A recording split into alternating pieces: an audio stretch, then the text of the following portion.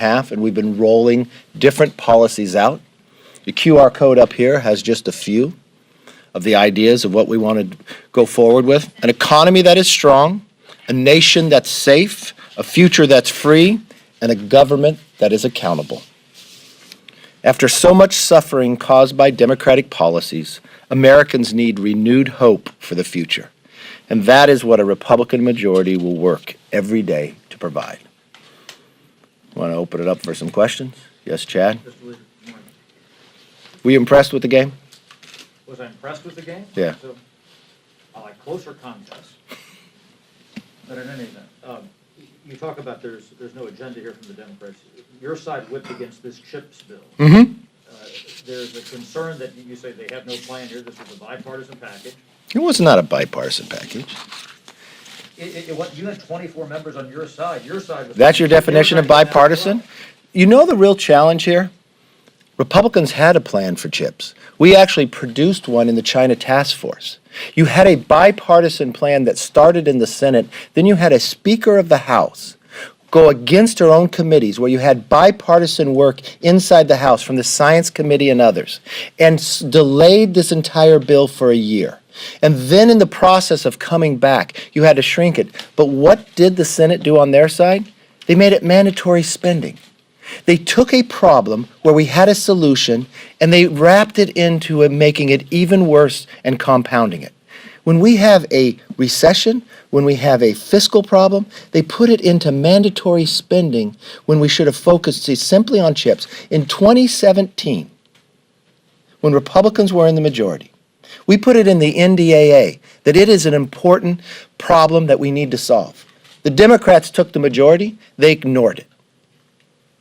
Every chance that we worked bipartisan on this, even when we asked the Speaker to put a China committee together, even when it took me 8 months to get her to agree, even when the Washington Post came in and sat down because they were rolling it out, Republicans and Democrats alike, and the night before they stopped it, we went forward and we produced a plan to make sure chips were back and being built in America. Every element of this, Nancy Pelosi has put up roadblocks and challenged it and made it political and controversial. So that still wasn't a vote against jobs yesterday? No, it wasn't against jobs yesterday. I just walked you through it from a mandatory point of view. I understand that you don't like how the mechanics of how it came out, but. Well, you think it's just mechanics, or you think it's long-term? Well, what is our biggest fiscal challenge? People with jobs later on? No. Is it going to take away from jobs? Does $30 trillion in debt harm jobs? Yes. Does a recession harm jobs? Yes. Could you have done it in a bipartisan manner? Yes. Did we try to do it? Yes. Every element that we worked for on this was bipartisan. Every element that went forward, Pelosi put up roadblocks and even didn't take it through committee, put all in her Build Back Better climate change through and harmed the process to even make it happen. Yes, sir. Do you believe women who choose to terminate a pregnancy should be criminally prosecuted? No. Yes. Democrats are trying to bring 2 bills to the floor today to address public safety, the Invest to Protect Act and the Cops Act. Can you elaborate where you stand on these bills? They're bipartisan in the House. You know what? I haven't seen what their final version is. They haven't seen what their final version is. They're still communicating and trying to work a deal out. I would think it would be terrible that you'd bring a bill up that didn't go through committee. I think it'd be terrible that you'd bring a bill up that people didn't have an opportunity to see, discuss, debate, or amend. That's just the democratic process, and I think that's wrong with the Democrats in majority of what they're doing here. Yes, sir.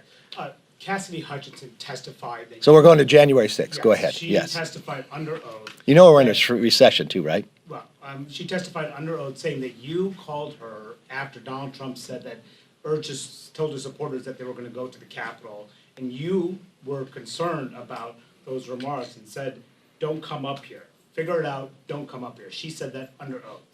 Did you tell her that, and why were you concerned about the prospects of Donald Trump coming to the Capitol on January 6th? To be honest with you, I don't recall talking to her that day. I recall talking to Dan Scavino. I recall talking to Jared. I recall talking to Trump. That's what I talked to on television like that too. If I talked to her, I don't remember it. If it was coming up here, I don't think I wanted a lot of people coming up to the Capitol, but I don't remember the Why were you conversation. concerned specifically about Trump coming to the Capitol? I don't remember that. Do you And remember it- being concerned about his No. comments? No, but because I didn't watch it. See, this is what is so confusing. I didn't watch the speech. I was working. So I didn't see what was said. I didn't see what went on till after the fact. Did So, you want him to come to the Capitol? no, I've never communicated with him about coming to the Capitol. I had no idea he would come to the Capitol. I had no idea that he was even going to come to the Capitol. That's Because news to She me. said under oath that you told her throughout the course of the week, or reassured you through the course of the week that he was not gonna come to the Capitol, so apparently. I don't remember having any conversations with her about coming to the president coming to the Capitol. I don't recall any of that. I recall my conversation with Dan Scavino. I recall calling Jared. That was in the midst of the Capitol, people breaking into the Capitol, me being removed from the office. That's when I called people. And what were your conversations with Scavino like? What were you? Well, I was trying to find the president. Yes, Hey, sir, your last solo press conference was in mid-March. that's not true. Oh, solo. Solo. If the House majority flips and you're speaker, are you committed to doing weekly press conferences like this? I do press conferences all the time. When did I talk to you solo last? This week? Yeah. Yeah. Pasha, you mentioned the Republican agenda. I'm curious if you're elected speaker this year or early next year, will you continue the select committee on the climate crisis that Democrats created for this Congress? We'll look at everything and see where we want to go together, but no decisions have been made. Mayor Bowser has called on the National Guard to come to D.C. and help respond to migrants being bused here, while the White House has accused Republicans of using these migrants as a political pawn. What's your reaction to that? Is that what's going on here? Not at all. So they're concerned about migrants coming to America illegally within their cities. Have they ever been to the border? They're concerned about bringing National Guards in after what was happening here during the summers, and people's safety was concerned, and they didn't think the National Guard should be there then. It just shows the hypocrisy of the mayor and the hypocrisy of the White House. Why don't they secure the border? Because what has happened because of their actions, every single community in America is now a border city. This is a national crisis. Fentanyl is now the #1 killer of Americans between the ages of 18 and 45. This is their policies, which they created. It created a national security issue throughout the entire country. The hypocrisy is that they won't go to the White House to try to make him secure this border. Yes, sir. Yeah, I would like to know your position regarding the Puerto Rico Status Act and what the Congress should do about that issue. You know what? I haven't been able to see that bill yet, read through it. I know Puerto Rico has had many votes down there to determine whether they're Commonwealth or statehood, but I'll continue to look at that bill and let you know. Mr. Leader, in the past, you've said you support members of Congress trading individual stocks. If the Speaker... I'm sorry, what did you say I said? You have publicly said you support members of Congress not trading individual stocks. No, I said I would look at that, but okay. So if the Speaker does bring up a bill to do that, to ban members and their spouses from trading stocks, would you vote for it? Would you urge your conference to vote for I it? think it's ironic that the Speaker of the House now talks about bringing up a bill at the very end of the term of Congress. So her husband could trade all the way through, but now it becomes a crisis? Look, I think the Speaker of the House has greater determination of what comes to the floor, what gets out of the committee. And her husband didn't just trade stock, he traded options. I think what her husband did was wrong. If you say, when she said she never told him anything, I know they spent their time together overseas, and when they're coming back, I'm sure she had conversations on the phone about what was going to be on the floor. I'm sure she had conversations about what the chip version finally looked at. I'm sure she had those conversations. I don't know if he was able to hear them or not, but I think we need to bring trust back to this institution. I think we have to do a thorough investigation and look at what is the proper role for members of Congress and what influence they have. And I don't think the proper way to do this is Nancy Pelosi writing the bill, because we have proven that she can't do that. It should be a bipartisan manner, and we should look at it through committee. And this is something that we will do in the majority, putting new rules forward to make sure that you have trust in this House and the ability, knowing that people is not investing in a place that they have influence. Will you So just to commit be not clear- talking to your spouse about legislation if you become speaker? Talking about legislation, or will I commit to not invest based upon legislation? Yeah. If you notice, I only own mutual funds. We don't buy any individual stocks. So just to be clear, if you become Speaker, will you commit to I think I would look all the way through it. What I've told everybody, we will come back and we will not only investigate this, we will come back with a proposal to change the current behavior.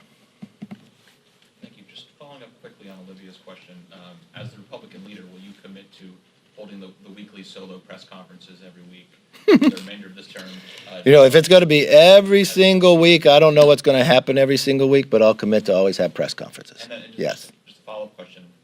As you look ahead to next year and mapping out the potential agenda for the majority and some of the oversight priorities, are the results of the last election, the 2020 election, on the agenda at all in terms of oversight concerns for the next? Look, at our greatest concerns right now is the economy of America, the cost of living for every single American.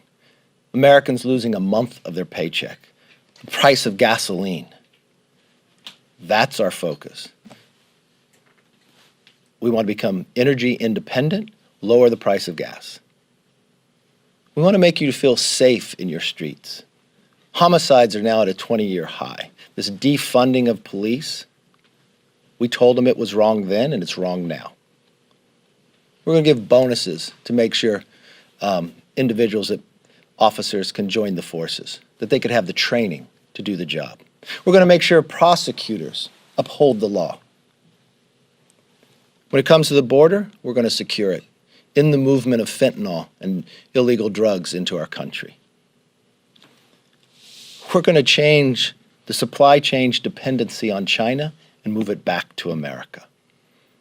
And yes, we'll get into other issues as well. I do not believe men should be competing with women in sports. It'll have a plan to put America back on the right track. And yes, we'll hold this government accountable. We'll want to know why that decisions were made the way they were leaving Afghanistan.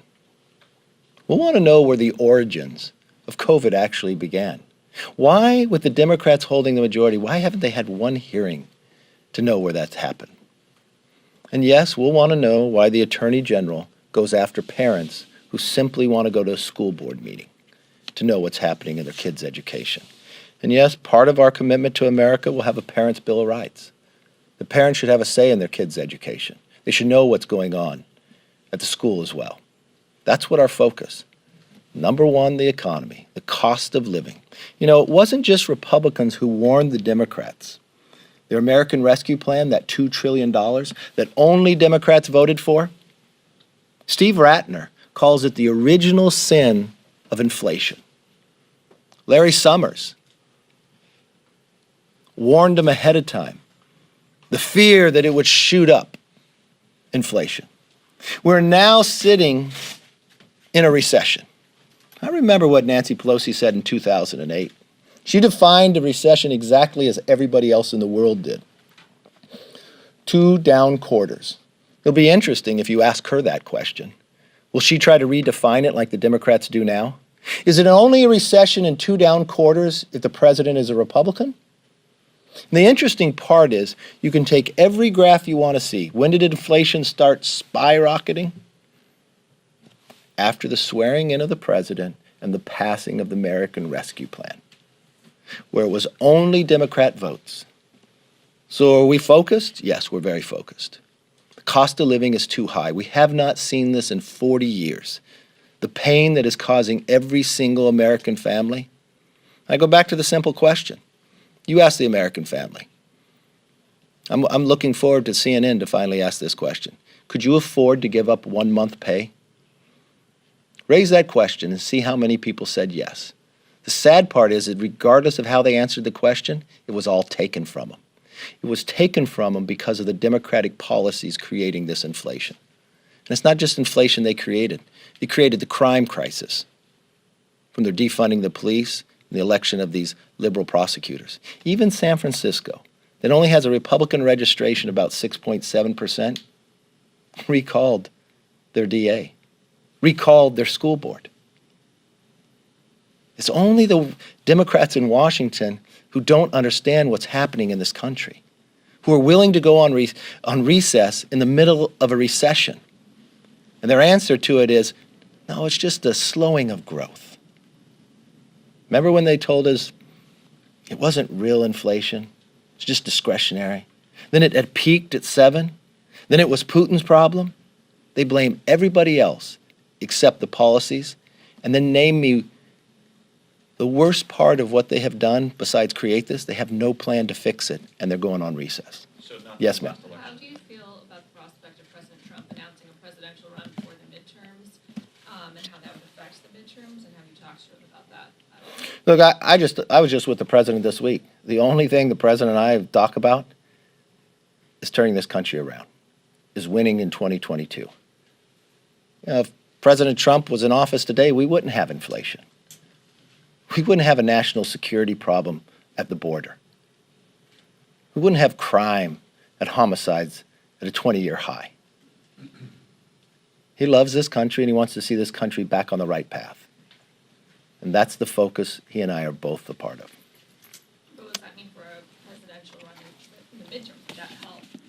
The president's only focus is on winning the midterms, and that's my focus as well. Hope you all have a great weekend. Take care.